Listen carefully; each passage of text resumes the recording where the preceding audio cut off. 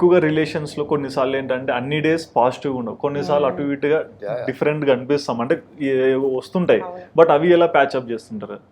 గొడవలు అయితే కామన్ అది అందుకే గొడవ లేకుండా అసలు అవ్వదు, అది లేకుండా కిక్ రాదు. పొద్దున్న లేవగానే లైక్ లిటరల్లీ చిన్న దగ్గర దాని దగ్గర నుంచి నువ్వు ఫోన్ ఎక్కడ పెట్టావు అన్న దగ్గర నుంచి ఏదో ఒక డిస్కషన్ అయితే అవుతుంది, ఆబ్వియస్ గా ఉంటుంది. ఏ రోజు ఈగోకి తీసుకోలేదు. థింగ్ ఏంటంటే మేము ఫ్రెండ్స్ ఫస్ట్ అండి. సో ఇప్పుడు ఆయన నన్ను దిలీప్ ని నేను మా ఫ్రెండ్స్ అందరి ముందే బాగా ఏడిపిస్తా. ఓకే, లైక్ మా బ్యాచ్ లో ఇట్లా కలిసామంటే రోస్టింగ్ స్టార్ట్ అవుతుంది అనమాట, చేతులు ఎత్తేస్తాడు క్లోజ్ ఫ్రెండ్స్ తో అయితే. అది ఈగోకి తీసుకోడు ఏ రోజు, ఏంటిది నన్ను అందరి ముందు కలిపి ఇలా అంటుంది, వెటకారం చేస్తుంది అన్నది. సేమ్ ఆయనకి మా ఆయనకి ఏంటంటే మా ఇంట్లో నన్ను రోస్ట్ చేయడం చాలా ఇష్టం.